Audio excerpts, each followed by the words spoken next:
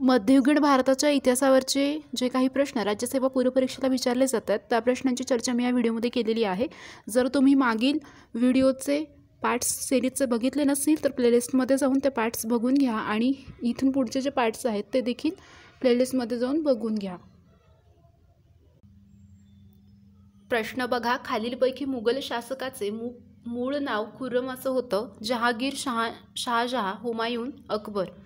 तर या ठिकाणी या प्रश्नाचं उत्तर शहाजहां असं येतं आहे। मुघल शासकाचे जे मूळ नाव खुर्रम होतं ते शहाजहां हे जे होते त्यांचं होतं। त्यांचा कार्यकाळ जर बघितला तर तो आहे 1627 ते 58 असा राहिलेला आहे। बुंदेल विद्रोह आणि अफगाण विद्रोह हे जे दोन उठाव आहेत, उठावाची नावं लक्षात ठेवा इथे। बुंदेल विद्रोह, अफगाण विद्रोह अशी दोन्ही उठावं आहेत ती शहाजहांच्या काळामध्ये झालेली आहेत। पुढे बघा, प्रश्न 52 आहे। योग्य विधान या ठिकाणी आपल्याला ओळखायचं आहे। जहांगीरच्या काळाला चित्रकलेचा सुवर्णकाळ म्हणतात। दुसरं विधान आहे शहाजहांच्या काळाला स्थापत्यकलेचा सुवर्णकाळ असं म्हटलं जातं।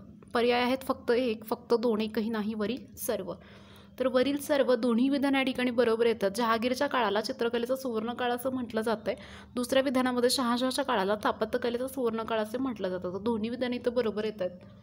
तसेच बघा, शहाजहां जे होते ते जहांगीर जे होते त्यांचा मुलगा ते होते। जहांगीराचा मुलगा होता शहाजहां आणि स्थापत्यकलेचा सुवर्णकाळ असं त्याच्या शहाजहांच्या काळाला म्हटलं गेलेलं आहे। तसेच बघा, जे कॅप्टन हॉकिन्स होते त्यांना इंग्लिश खाची जी उपाधी आहे ती जहांगीर यांनी दिलेली होती आणि मुसलमानांना आणि जे अफगाणी होते त्या काळामध्ये त्यांना मोठ्या प्रमाणामध्ये एक मनसबदारी त्यांनी दिलेली आहे। पुढचा प्रश्न बघा, योग्य विधान आपल्याला या प्रश्नामध्ये ओळखायचं आहे। शहाजहांने दिवाणे आममध्ये तख्ते ताऊसची निर्मिती केलेली होती। दुसरं विधान आहे शहाजहांने दिवाणे खासच्या घुमटाची जी आतील बाजू आहे ती चांदीची बनवलेली आहे। पर्याय आहेत फक्त एक, फक्त दोन, एकही नाही, वरील सर्व। वरील सर्व दोन्ही विधान या ठिकाणी बरोबर येत आहेत। पुढचा प्रश्न बघा, या प्रश्नामध्ये आपल्याला योग्य विधान ओळखायला सांगितलेलं आहे। वाक्य बघा, शहाजहांने दिवाणे आममध्ये तख्ते ताऊसची निर्मिती केलेली होती। दुसरं विधान आहे शहाजहांने दिवाणे खासच्या घुमटाची आतील बाजू ही चांदीची बनवलेली आहे। तर बघा, पर्याय आहेत फक्त एक, फक्त दोन, एकही नाही, वरील सर्व। तर या ठिकाणी दोन्ही विधान या ठिकाणी बरोबर येत आहेत। शहाजहांने दिवाणे आममध्ये तख्ते ताऊसची निर्मिती केलेली आहे हे विधान इथं बरोबर येतं आहे आणि शहाजहांने दिवाणे खास घुमट जो आहे त्याच्या आतील बाजूस ती चांदीची बनवलेली होती। तर ही विधान या ठिकाणी बरोबर येतं आहे। तसेच बघा, शहाजहां जे होते त्यांचा जो कालखंड आपण बघितला तर तो आहे 1627 ते 1658 असा राहिलेला आहे। बुंदेल विद्रोह आणि अफगाण विद्रोह ही जे दोन्ही उठाव आहेत ते दोन्ही उठावांची नावं तुम्हाला तिथे लक्षात ठेवायची आहेत। बुंदेल विद्रोह आणि अफगाण विद्रोह ही दोन्ही उठावं शहाजहां जे होते त्यांच्या काळामध्ये झालेली आहे। त्या ठिकाणी मी फोटोमध्ये दाखवलेला आहे।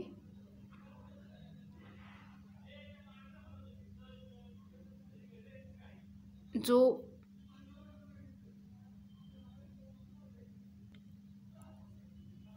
दिवाणे खास जो घुमट आहे तो या ठिकाणी तुम्हाला दिसत असेल। पुढचा प्रश्न बघा, प्रश्न 54 आहे। योग्य विधान आपल्याला या प्रश्नामध्ये ओळखायचं आहे आणि बघा, पहिलं विधान काय म्हणतंय की दिल्लीतील लाल किल्ल्याच्या पश्चिमी दरवाजाला दिल्ली द्वार म्हटलं जातं आणि दुसरं विधान आहे दिल्लीमधील लाल किल्ल्याच्या दक्षिण दरवाजाला लाहोरी द्वार असं म्हटलं जातंय। पर्याय बघायचे आहेत तुम्हाला, फक्त एक, फक्त दोन, एकही नाही आणि वरील सर्व। तर बघा, या ठिकाणी कधीही कोणताही प्रश्न सोडवत असताना तुम्हाला जी दोन्ही विधानं दिलेली आहेत त्याच्याकडे तुम्ही व्यवस्थित ती वाचून घ्यायची आहेत। पहिले विधान असं सांगितलं होतं की दिल्लीतील लाल किल्ल्याच्या पश्चिम दरवाजाला दिल्ली द्वार असं म्हणतात। तर हे विधान या ठिकाणी चुकीचं आहे। दुसरं विधान बघा, दिल्लीतील लाल किल्ल्याच्या दक्षिणी दरवाजाला लाहोरी द्वार असं म्हटलं जायचं। तर हे विधान या ठिकाणी चुकीचं येतं आहे। या प्रश्नाचं उत्तर जे आहे एकही नाही, दोन्ही विधानं चुकीचे आहेत। दिल्लीतील लाल किल्ल्याच्या पश्चिम दरवाजाला दिल्ली द्वार असं म्हटलं जात नाही तर त्याला लाहोरी द्वार असं म्हटलं जातं आहे। तर या ठिकाणी तुम्हाला लक्षात ठेवायचं लाहोरी द्वार असं या ठिकाणी याचं उत्तर येते। आणि दुसरं जे विधान आहे की त्याच्यामध्ये आपल्याला असं सांगितलं आहे की लाहोरी द्वार हे दिल्लीच्या लाल किल्ल्याच्या दक्षिण दरवाजाला, इथं महत्त्वाचा शब्द बघा, पश्चिम आणि दक्षिण दरवाजा हा महत्त्वाचा शब्द इथे आहे। पश्चिम दरवाजाला लाहोरी द्वार असं म्हटलं गेलेलं आहे आणि जो दक्षिण दरवाजा आहे तिला दिल्ली द्वार असं म्हटलं गेलेलं आहे। तर हे या ठिकाणी तुम्हाला लक्षात ठेवायचं आहे। कधीही प्रश्न वाचताना तो व्यवस्थित वाचायचा आहे। तर बघा, दिल्लीमधील जो लाल किल्ला आहे तो अतिशय जुना असा किल्ला आहे आणि जे 5वे मोगल होते शासक, शहाजहानचे होते ते 5वे मोगल, त्यांनी राजधानी म्हणून दिल्लीचं जे किल्ला आहे लाल किल्ला तशी निवड त्या ठिकाणी केलेली होती. तसेच बघा ज्या तटबंदी होत्या त्या किरमिजी रंगामुळे त्या किल्ल्याला लाल किल्ला असं नाव पडलेलं आहे. तर हे विधान पण तुम्हाला इथे लक्षात ठेवायचं आहे. कोणतं असं कारण होतं की लाल किल्ल्याला त्या ठिकाणी एक लाल किल्ला असंच का नाव पडलं, तर ज्या तटबंदी आहेत त्या किल्ल्याच्या त्यांचा जो रंग आहे तो किरमिजी असा प्रकारचा आहे. तर किरमिजी रंग त्या तटबंद्यांचा आहे आणि त्याच्यामुळेच त्या किल्ल्याला लाल किल्ला असं नाव त्या ठिकाणी पडलेलं आहे. तर हे तुम्ही लक्षात ठेवा. पुढचा प्रश्न बघा, योग्य विधान आपल्याला याच्यामध्ये ओळखायचं आहे. ताजमहलच्या बांधकामामध्ये संगमरवराचा मोठ्या प्रमाणात वापर करण्यात आला. दुसरं विधान आहे, लाल किल्ल्याच्या बांधकामामध्ये लाल वालुकाष्माचा वापर हा मोठ्या प्रमाणात करण्यात आलेला होता. पर्याय आहेत फक्त एक, फक्त दोन, एकही नाही, वरील सर्व. कोणताही प्रश्न सोडवत असताना अगोदर तुम्हाला ते दोन्ही स्टेटमेंट व्यवस्थित वाचवायचे. पहिलं स्टेटमेंट काय आहे, ताजमहलच्या बांधकामामध्ये संगमरवराचा मोठ्या प्रमाणात वापर करण्यात आला. दुसरं स्टेटमेंट काय आहे की लाल किल्ल्याच्या बांधकामामध्ये लाल वालुकाष्माचा वापर हा मोठ्या प्रमाणामध्ये करण्यात आलेला आहे. तर बघा दोन्ही विधानं व्यवस्थित वाचल्यानंतर तुमच्या असं लक्षात येईल की ताजमहलचं जो बांधकाम आहे त्याच्यामध्ये संगमरवर जो आहे तो मोठ्या प्रमाणामध्ये वापरण्यात आलेला आहे. तर हे विधान इथं बरोबर येते. दुसरं विधान काय म्हणते की लाल किल्ल्याच्या बांधकामामध्ये लाल वालुकाष्मा जे आहे त्याचा वापर मोठ्या प्रमाणामध्ये करण्यात आलेला आहे. तर हे विधान पण इथे बरोबर येते. तर दोन्ही विधान इथे बरोबर येत आहेत. मग तुम्हाला ऑप्शनमध्ये बघत असताना दोन्ही विधानं बरोबर कुठे दिलेली आहेत तो ऑप्शन पहिल्यांदा निवडायचा आहे. तर वरील सर्व ही विधानं त्या ठिकाणी बरोबर येतात. म्हणजे याचं उत्तर काय येते, पर्याय ड. तर अशा प्रकारे तुम्ही प्रश्न सोडवू शकताय. तसंच बघा थोडक्यात आपण याचं ॲनालिसिस बघूया. लाल किल्ला जो आहे तो खूप जुना किल्ला होता आणि हा जो किल्ला आहे जे 5वे मोगल शासक होते शहाजहान, त्यांनी राजधानीमधून दिल्ली याला निवडलं होतं लाल किल्ल्याला. आणि नंतर बघा त्याचा जो किरमिजी रंग आहे लाल किल्ल्याचा त्याच्यामुळे त्याला लाल किल्ला असं नाव पडलं. आणि जो लाल किल्ला आहे त्याचा जो पश्चिम दरवाजा आहे त्याला लाहोरी द्वार असं म्हटलं जातं आणि जो दक्षिण दरवाजा आहे लाल किल्ल्याचं त्याला दिल्ली द्वार असं म्हटलं जातं. तर हे तिथे तुम्ही लक्षात ठेवा. पश्चिम आणि दक्षिण कन्फ्यूज व्हायचं नाही आहे. पश्चिम दरवाजा आहे लाहोरी द्वार, दक्षिण दरवाजा आहे दिल्ली द्वार. तर इथे लक्षात ठेवायचं आहे. पुढचा प्रश्न बघा, प्रश्न 56वा. योग्य विधान या ठिकाणी आपल्याला ओळखायचं आहे. शहाजहानच्या पत्नीचं मूळ नाव अंजुमन बानो बेगम असं राहिलेलं आहे. आणि दुसरे जे विधान आहे त्याच्यामध्ये असं सांगितलं की त्यांनी आपल्या पत्नीच्या स्मरणार्थ ताजमहल नावाची जगप्रसिद्ध वास्तू ही सिंधू नदी किनारी बांधलेली आहे. पर्याय बघा फक्त एक, फक्त दोन, एकही नाही, वरील सर्व. तर फक्त एक जो पर्याय आहे तो या ठिकाणी बरोबर येतो. शहाजहानच्या पत्नीचं मूळ नाव जे आहे ते अंजुमन बानो बेगम असं होतं. तर हे विधान या ठिकाणी बरोबर येते. आणि दुसरं विधान बघा, त्यांनी आपल्या पत्नीच्या स्मरणार्थ ताजमहल जी एक जगप्रसिद्ध वास्तू आहे ती सिंधू किनारी बांधलेली आहे. तर बघा या ठिकाणी जर आपण बघितलं तर सिंधू नदी असा उल्लेख त्यांनी केलेला आहे. तर सिंधू नदी नसून यमुना नदी जी आहे त्या ठिकाणी यांनी जो ताजमहल आहे एक जगप्रसिद्ध वास्तू ती बांधली आहे. कोणतंही बघा, आता आपण असं वाचलं असतं की शहाजहान जे होतं त्यांच्या पत्नीचं नाव अंजुमन बानो बेगम होतं. हे विधान बरोबर आहे. दुसरं विधान होतं त्यांनी आपल्या पत्नीच्या स्मरणार्थ ताजमहल नावाची जगप्रसिद्ध वास्तू सिंधू नदीच्या किनारी बांधलेली आहे.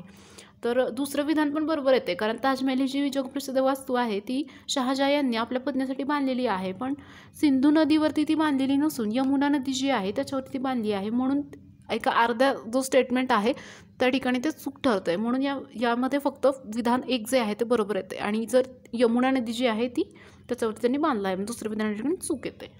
तर स्टेटमेंट व्यवस्थित वाचायची आहेत जेणेकरून तुमचे आपण पहिलं स्टेटमेंट बरोबर वाचतो आणि दुसरं पण आपल्याला बरोबर वाटतं. आणि कधी कधी मग आपण काय करतो की दोन्ही विधानं बरोबर आहेत असं म्हणून आपण लगेच ड ऑप्शनला क्लिक करतो. पण कोणती नदी आहे काय आहे आपलं जो प्रेझन्स ऑफ माइंड पेपरमध्ये जेव्हा आपण क्वेश्चन सॉल्व करत असतो तेव्हा तो त्या ठिकाणी दाखवायचा आणि त्या पद्धतीने व्यवस्थित त्याच्यामध्ये प्रश्न जे आहेत त्या ठिकाणी सॉल्व करायचे आहेत तुम्हाला. तर या प्रश्नाचं उत्तर फक्त एक असं येते. तसेच बघा आपण जर बघितलं तर शहाजहान जे होते त्यांनी दिवाणे आम हे जे आहे त्याच्यामध्ये तख्ते ताऊस जे आहे त्याची निर्मिती केलेली आहे. आणि जे दिवाणे खास आहे जे शहाजहान यांनी बांधलेलं आहे त्याच्यामध्ये जो घुमट आहे त्याच्या आतल्या बाजूस चांदीची त्या ठिकाणी जो घुमट आहे तो चांदीचा बनवलेला आहे त्यांनी. तर दिवाणे एक खासमध्ये घुमट जो आहे तो चांदीचा बनवला आहे. तर हे लक्षात ठेवा. त्यांचा जर कार्यकाळ बघितला आपण शहाजहान यांचा तर तो 1627 ते 1658 असा त्यांचा कार्यकाळ त्या ठिकाणी राहिलेला आहे. तसेच बघा त्यांनी 2 उठाव केले आहेत त्या उठावावरती पेपरला प्रश्न विचारले जातात. कोणते 2 उठाव शहाजहां यांनी त्यांच्या कार्यकाळामध्ये केलेले आहेत? तर बघा, बुंदेल विद्रोह आणि अफगाण विद्रोह असं 2 त्यांच्या उठावाचे नावं आहेत. बुंदेल विद्रोह आणि अफगाण विद्रोह. तर हे दोन्ही उठाव जे आहेत त्या ठिकाणी तुम्ही लक्षात ठेवा. पुढचा प्रश्न बघा, पंडित जगन्नाथ यांनी खालीलपैकी कोणती काव्ये लिहिलेली होती? गंगालहरी, रस गंगाधर. पर्याय बघा, फक्त एक, फक्त दोन, एकही नाही, वरील सर्व. तर दोन्ही विधानं, गंगालहरी आणि रस गंगाधर हे जे 2 काव्य आहेत ते पंडित जगन्नाथ यांनी लिहिलेली आहेत. तसेच बघा, पंडित जगन्नाथ हे शहाजाचे दरबारी राजकवी होते. बघा, असं पण विचारलं जाऊ शकतं की पंडित जगन्नाथ हे काय होते? तर पंडित जगन्नाथ एक राजकवी राहिलेले आहेत आणि शहाजहां जे होते त्यांच्या दरबारामध्येच ते राजकवी म्हणून त्या ठिकाणी त्यांनी काम केलेलं आहे. पुढे बघा, प्रश्न 58. योग्य विधान आपल्याला ओळखायचं आहे. विधान बघा, विजयनगर साम्राज्याचे एकूण 4 राजवंश होते. दुसरं विधान आहे, विजयनगर साम्राज्याची जी स्थापना आहे ती हरिहर आणि बुक्क यांनी केलेली होती. पर्याय बघा, फक्त एक, फक्त दोन, एकही नाही आणि वरील सर्व. वरील सर्व म्हणजे दोन्ही विधानं जी आहेत त्या ठिकाणी बरोबर येतात. विजयनगर साम्राज्याचे एकूण 4 राजवंश होते आणि दुसरं विधान आहे, विजयनगर साम्राज्याची स्थापना ही हरिहर आणि बुक्क यांनी केलेली होती. तर या ठिकाणी दोन्ही विधानं या ठिकाणी बरोबर येत आहेत.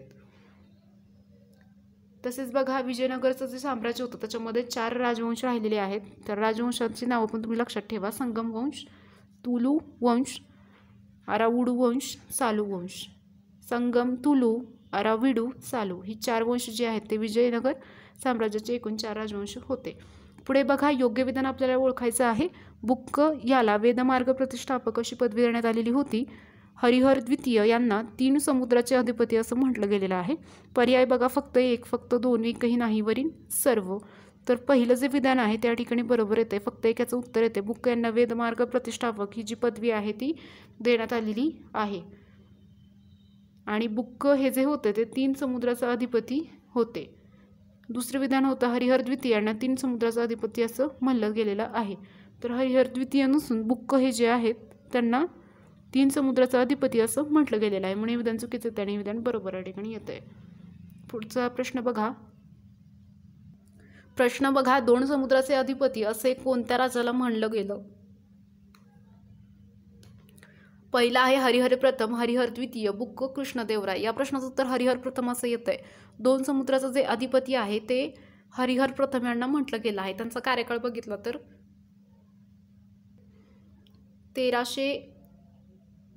1336 ते 1356 असा त्या ठिकाणी त्यांचा कार्यकाळ राहिलेला आहे.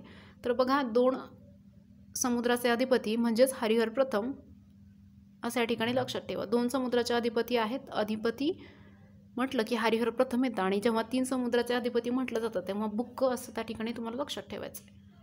या व्हिडिओची जे क्वेश्चन्स मी घेतले आहेत त्याची PDF फाईलची जी लिंक आहे ती डिस्क्रिप्शन बॉक्समध्ये खाली दिली आहे. तिथं जाऊन ते तुम्ही डाउनलोड करून घ्या. आपणास हा व्हिडिओ जर आवडला असेल तर याला लाईक करा. तुमच्या फ्रेंड्समध्ये याला शेअर करा जेणेकरून त्यांच्यापर्यंत पण ही माहिती पोहोचेल. तसेच आपण जर ऑफिसर्स ऑनलाईन अकॅडमी या चॅनलला सबस्क्राईब केलं नसेल तर त्या ठिकाणी सबस्क्राईब करा आणि बाजूला तुम्हाला बेल आयकॉनचं एक नोटिफिकेशनचं बटन दिसत असेल त्या ठिकाणी क्लिक करा जेणेकरून आमचे नवीन व्हिडिओचे अपडेट्स जे आहेत ते तुम्हाला त्या ठिकाणी भेटतील. तुम्ही व्हिडिओ शेवटपर्यंत बघितला त्याबद्दल तुमचे खूप खूप धन्यवाद. चॅनलला सबस्क्राईब करा. Thanks for watching.